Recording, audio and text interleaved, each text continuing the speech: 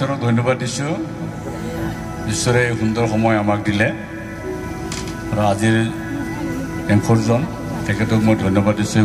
সময়টো মোক এৰি দিয়াৰ বাবে আজি প্ৰাক বৰদিনৰ যিটো আয়োজন অৰ্গেনাইজিং কমিটি তেওঁলোকলৈ মই ধন্যবাদ দিছোঁ মোক আজি কেইআষাৰমান প্ৰাক বৰদিনৰ সম্পৰ্কে ক'বলৈ মোক তেওঁলোকে এই সুবিধাটো দিলে আজিৰ এই সভাত বিশেষ বিশেষ যিমান ব্যক্তিসকল আছে স্পেচিয়েলি মোৰ গুৰুজন মোৰ মেণ্টৰ মোৰ দাদা এমিৰিছ বিশ্বপ আছে মেডাম আছে आङो आंनि सिबिनायखौ होदों आरो माखासे मानसिफोर बिखेक मानसिफोर दङ जोंनि एमएलए सार इएम सार आरो बिखेक मानसिफोर दङ बिथांमोनखौ आङो हामबाय होनो आरो बर' बाप्टिस्ट चार्च एस'सिएशननि माखासे मावगिरिफोर जेनेरेल सेक्रेटारि मिशन आरो होम मिशन डिपार्टमेन्टनि सेक्रेटारि बिथांमोना दंफैयो आरो जोंनि सालम बाइबेल कलेजनि प्रिन्सिपाल बिथां दंफैयो गासैबो रायजो राजा दिनैहाय बर'दिन सिबिनो बर'दिनखौ फालिनो सफैनो हानाय इनक्लुडिं मोस्ट बिलाभेड क्वायर ग्रुप्स आरो रायजो राजा नोंथांमोन बयनोबो आङो बर'दिननि गाहाम हामलायनानै आंनि गोजोननाय अननायखौ नोंथांमोन बयनोबो आङो खेबसे आङो हरग्रोबाय आं गुसुङै एसे खोथा बुंनो नागिरदों बर'दिनखौ जोङो जिशु ख्रिस्ट'नि जोनोमखौहाय लानानै जोङो सेलिब्रेट खालायो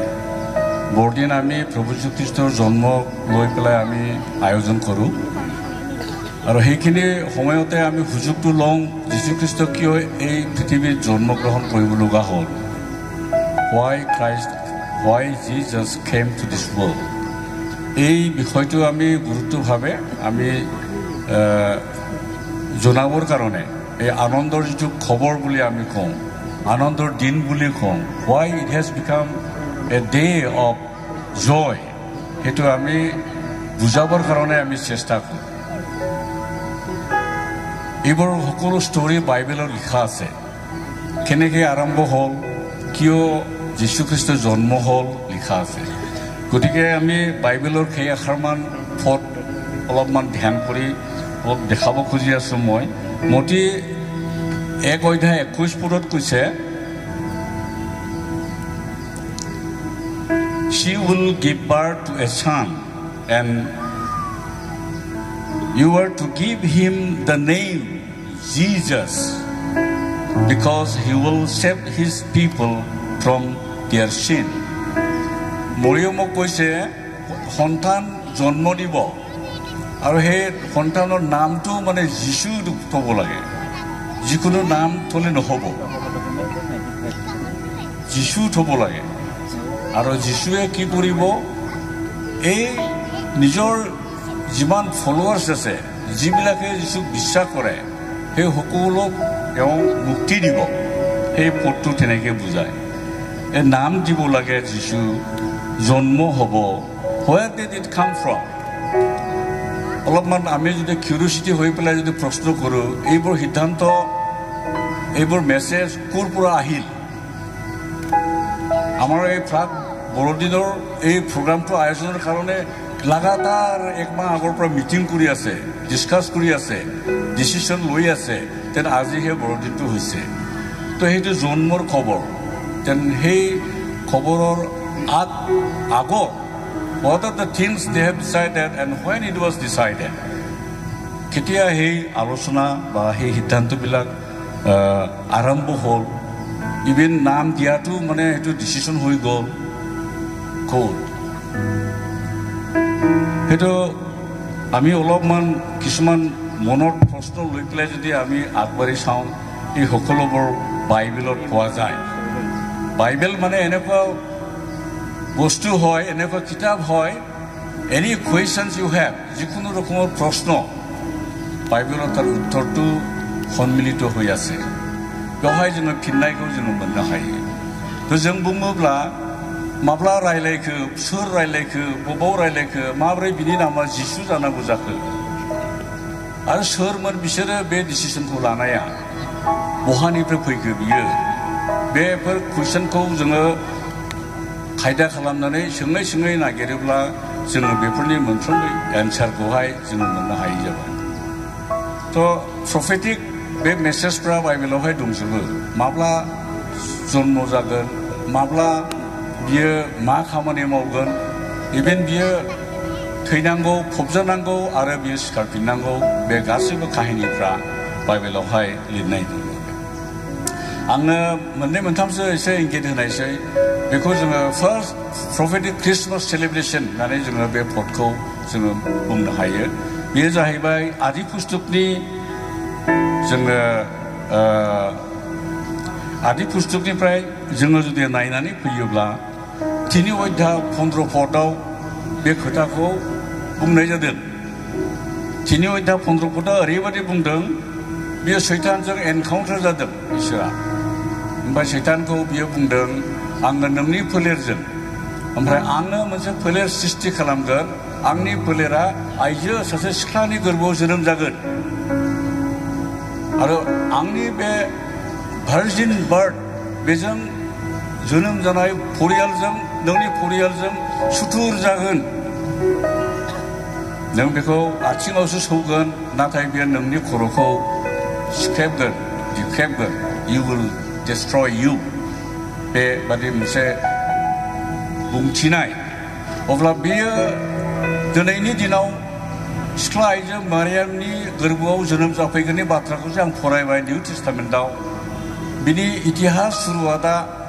जि समावहाय हिउमेन अर्थात मानसि माहारिया पाप खालामदोंमोन अर्थात मानसि माहारिखौ सोरजिनाया जेसेबां गोजाम जोंबो बुंनि ख्रिस्टमासआ जिसु ख्रिस्टनि जोनोमनि बाथ्राया इसेबां गोजाम बे हठात बहानिफ्रायबा फैयाखै डिसाइडेड बेखौ एनाउन्स खालामनाय जादों माबा मोनसे बिसयफोरखौ मावनायनि सिगां एनाउन्स खालामग्रोयो एनाउन्समेन्टखौ जोङो लायो बियो फाक्का फाइनाल होननानै लायो थ' बेवहाय आदि पुस्तक 3 अध्याय 15 पदआवहाय बेखौ खोन्थानानै होनाय ओमफ्राय बेखौनो बुंदों गोदान रदायावहाय बे बुंथिनाय बाथ्राया मोदोम जाबाय आरो जोंजों लोगोसे थाफैबाय जिसु ख्रिस्ट'आ जोनोम जाफैनानै जिसु ख्रिस्ट'आ मानसिजों लोगोसे थाफैनायखौनो बिनि जोनोमखौ जोङो ख्रिस्टमास एबा बर'दिन होननानै जोङो रंजानायजों जोङो पालन खालामो मानो बिनि पारपासआ जोंखौ जाहोयो सोरगोनि दूता बेखौ केरि खालामनानै लाबोदों स्वर्ग दूते এই স্বর্গীয় যিটো সিদ্ধান্ত সেই সিদ্ধান্তটো পৃথিৱীত থকা মানুহক কনভে কৰিছে কি সিদ্ধান্ত যিশু আহি জন্ম ল'ব কেনেকৈ জন্ম ল'ব কি মৰিয়ামৰ গৰ্ভত ভাৰ্জিন মেৰীৰ গৰ্ভত জন্ম ল'ব আৰু তেওঁ সেইমতে উপযুক্ত টাইমত কাল সম্পূৰ্ণ হলত বুলি কৈছে ইন দ্য ফুলনেছ অফ টাইম गालातिया 4 अध्याय 4 पदआव होनदों थिग टाइमाव थिग बोथोराव जिसु ख्रिस्ट'आ जोनोम जादों जिसु ख्रिस्ट'आ जोनोम जादों बिनि पारपासआ बे गोदोलांनाय मोनसे हिउमेनिटिखौ जि हिउमेनिटिखौ आदमखौ पाप खालामहोनानै सैताना गोग्लैहोनानै दोनदों बेखौ दिखांफिननो थाखाय जिसु ख्रिस्ट'आ इसोरनि स्वर्गीय सिद्धान्त मथे बे पृथिबियावहाय जोनोम जाबोदों जिसु ख्रिस्ट'आ बेखायनो बे संसारनि मानसिफोरनो गावहा मा दं बेखौ होनो जि अधिकार दं बे अधिकारखौ बियो एप्लाइ खालामो जों सरासनस्रायै मिथियो आंहा मा गैया आं बेखौ रावनोबो होनो हाया आंनाव दा मोनसे मबाइल दङ आं बेखौ गोसो जायोब्ला आं बेखौ सासे मानसिनो होनो हायो मानोना बे आंनाव दङ बिनि बैगुमाया आं जिसु ख्रिस्ट'नि मोजां मोस्ट इम्परटेन्ट बे जोंनो होनो नागिरनाया बिनि जोनोमनि गेजेरजों बियो जोंनो सान्थिखौ बियो होनो फैदों बिनावहाय सान्थि दं बाइबेलावहाय बियो रोखा खोन्थादों आं नोंसोरनो सान्थि होनो फैदों होननानै जोङो जोङो सुद्धहायथाव जोङो नायलांब्ला नुगोन आं नोंसोरनो सान्थि होनो फैदों ओमफ्राय बिनि सान्थिनि मेथडआबो आरोबाव आलादा बेथ' सोरगोनि मानसि नालाय संसारनि मेथडफोर बादि नङा ओमफ्राय बे रोखायै बुंदों संसारा नोंसोरनो जेरै होयो बिदि नङा I have my own way মোৰ নিজৰ এটা ব্যৱস্থা আছে যি ব্যৱস্থাৰে মই শান্তিটো মই দিব পাৰিম জগতৰ নিয়ম অনুসাৰে নহয় What is the rules of peace in the world? मानो बियो जगत पृथिबीनि बादि नङा होननानै बुंदों जोङो फरायग्राफ्रा मिथियो United Nations Organizations hundreds and hundreds बिसोरो शान्ति लाबोनो थाखाय peace treaty खालामो Government of India several peace treaty बियो accord खालामदों How many of those treaties fulfilled and brought the peace? बिसोरनि शान्ति सुक्तिया बेसेबां पार्मानेन्ट शान्ति लाबोखो फेलें जिसु ख्रीष्टआ होनदों आंनि होनाया गुबुन रोखोमै गोबां पिस ट्रिटिफ्रा शान्तिनि रादायफ्रा बायलांबाय जाफुङैखौ जों दिनैहाय नुनो मोनो खिन्थु जों सासेबो मानसि जों बेबादि खोनानाय नङा जायहा जिसु ख्रीष्टखौ मोनबाय खिन्थु शान्तिखौ मोनाखै होननाय नो बियो शान्तिनि अथरिटि बेहा दंखाय बे शान्तिखौ होनो हाग्राखाय बियो शान्तिखौहाय He came to give you peace मुलुगा दिनै शान्तिखौ नागिरनानै मेंग्लिनानै दङ and here we have the source of peace we are celebrating जों जायखौ सेलेब्रेट खालामदों He is the source बिनावहाय शान्ति दङ ओमफ्राय बियो होनो हायो It is guaranteed बेनिखायनो सोरगोनि दुतआ बुंथिदोंमोन It is a glad tidings बे रंजानायनिसो खौरां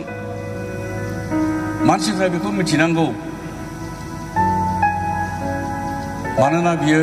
शान्ति जोंनो होनो फैगोन आङो जहननि शुद्धहायथाखौ फरायब्ला आङो बिराद मोजां मोनो मोनसे इमोशनेल डिसकाशन जिसु ख्रीष्टनि थैनो गोनां दिनफ्रा सफैहां बियो लासैनो मानसिफोरनो गावनि दाफाखौ बियो फोरोंबाय थादों गोसोनि बाथ्राफोरखौहाय आबेगजों बियो बुजायबाय थादों मानसिफोरनि उसाव बादावखौ बियो नुदों दुखु जानायफोरखौ नुदों हांमा सुरनायफोरखौ बियो नुदों जिसु ख्रीष्टआ बावैनो थैलाङोब्ला मा जागोन बेफोरखौ जिसु ख्रीष्टआ नुदोंमोन ओमफ्राय जिसु ख्रीष्टआ अनखांनायजों होनदों नोंसोरो दुखु दाजा जहननि शुद्धहायथा 1निफ्राय फरायलांना होनदों आङो थांगोरगोन खिन्थु आं नोंसोरनो न' बानायहैगोन आङो बानायखांब्लानो फैफिनगोन आङो नोंसोरखौ लांगोन ओमफ्राय नोंसोरो आंजों जेब्लायबो थानो मोनगोन It is a message to stay to live with Jesus Christ for eternity to eternity जिसु ख्रीष्टजों जोङो जेब्लायबो थाफाहैनो मोनगोन सोरबा राजा एबा मन्थ्रिजों नङा We will live with Christ forever and ever बे जोंनो बाइबेलाव खोन्थानाय पार्मानेन्ट आरो जोंनि गोख्रों गोजोनथाव जोंनि मेसेज बेखायनो जिसु ख्रीष्टनाव बे खमथाया दंखाय जोंखौ अनखांनानै जोंखौहाय बियो लिंदों नों मेंग्लिदों नामा नोंनाव मेंनाय दं नामा नोङो गांदों नामा फै नोंनो जिरायनाय होनो जों जिसु ख्रीष्टआ बेखौ होनो हायैखाय होनो हाग्राखाय बेखायनो बे आपिल खालामदों जिसु ख्रीष्टनि बे अथरिटिजों बयबो ज' जानाय नोंथांमोन बयखौबो आङो बिनि रावजों आङो बे आपिलखौ जेब्लायबो होगोन Are you troubled? नोङो मेंदोंना Are you in restlessness? नोङो दुखु दाहायाव दङ नामा जिसु ख्रीष्टआ बुंदों फै नोंनो आङो बे शान्तिखौ बे जिरायनायखौ आं नोंनो होनो हायो दिनैनि बे प्राग बर'दिनाव आं बेखौनो आङो हांख्रायनो लुबैदों जिसु ख्रीष्टआ सोरगोनिफ्राय नोंनो बे शान्तिखौ होनो थाखाय फैबाय आरो नोंनो गासिबो मेंग्लिनाय बे संसारनि सुबुंखौ बियो दिनै लिंबाय फै आङो नोंनो बे जिरायनायखौ होगोन बे ख्रिस्टमास सिजोना बे गोदान आरो मोजां आरो रंजाथाव बाथ्राखौ जोङो बयनोबो स्प्रेड खालामनानै बयखौबो जोङो मिथिहोनि जिसु ख्रिस्टआ सान्थि होनो हाग्रा सासे इसोरनि फिसा बे हायाव जोनोम जाफैनानै मानसि महरै नुजाफैनाय इसोरा बयखौबो बे गुसुं बाथ्रानि गेजेरजों आशीर्बाद होदों थेंक इउ